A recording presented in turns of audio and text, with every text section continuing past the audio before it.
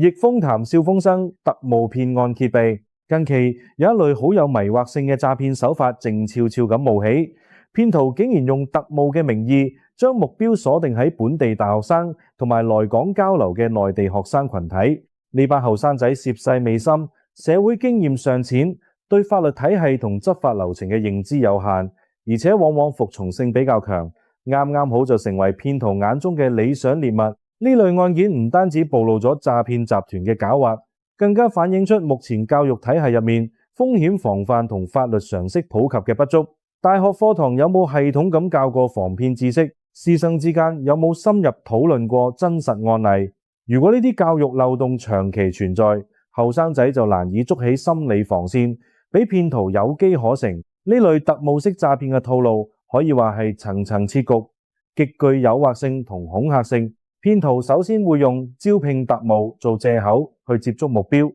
應承俾佢哋神秘身份同特殊使命，甚至乎偽造委任證呢啲道具，等涉世未深嘅學生產生被賦予重任嘅錯覺。一旦受害人落碟，騙徒就會逐步升級詐騙步驟，先係用機密任務做名義，要求提供銀行戶口資料，跟住突然間反咬一口，指控受害人涉嫌洗黑錢，聲稱佢登記嘅電話號碼同詐騙案件有關，戶口已經俾人攞去清洗犯罪資金。呢個時候，後生仔往往因為驚同慌亂，輕易信咗騙徒所謂協助調查嘅要求，乖乖地交出銀行卡資料同戶口資金，最終搞到身家冇晒嘅下場。更加令人警惕嘅係，部分受害人喺俾人呃咗之後，竟然仲會俾騙徒脅迫或者利誘，轉過頭去參與詐騙其他同學，形成咗受害者變加害者嘅惡性循環。值得關注嘅係，呢類案件入面嘅受害大學生，有唔少人銀行戶口入面有幾百萬資金。呢樣嘢不禁令人質疑，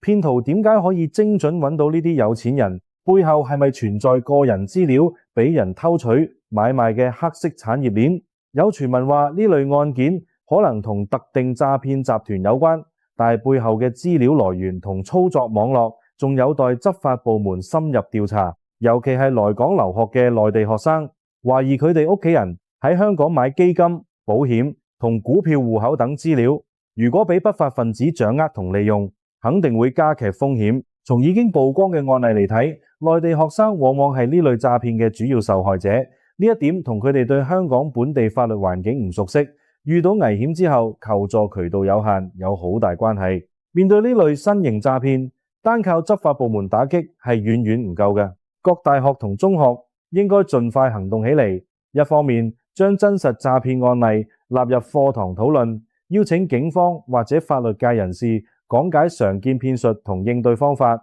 等後生仔認清特務委任證呢啲道具係假嘅，明白任何正規調查絕對唔會要求個人轉移資金或者洩漏銀行密碼。另一方面，學校應該建立便捷嘅求助通道，鼓勵學生遇到疑問嗰陣，第一時間向老師、學校、保安部門或者警方求助，避免因為驚而獨自承受壓力，結果跌入更深嘅陷阱。除此之外，社會各界亦都需要合力，銀行可以加強對大額資金轉賬嘅風險提示，對年輕人戶口嘅異常交易主動核實，通訊營運商可以加大對可疑號碼嘅監測同攔截，家長就應該多啲同子女溝通，提醒佢哋要謹慎對待陌生人嘅高薪招聘或者神秘任務。後生仔嘅單純同信任絕對唔應該成為騙徒虎視眈眈嘅弱點。只有透過教育補足認知上嘅不足，透過社會協作建立防護網，先可以令到呢類特務式詐騙無所遁形，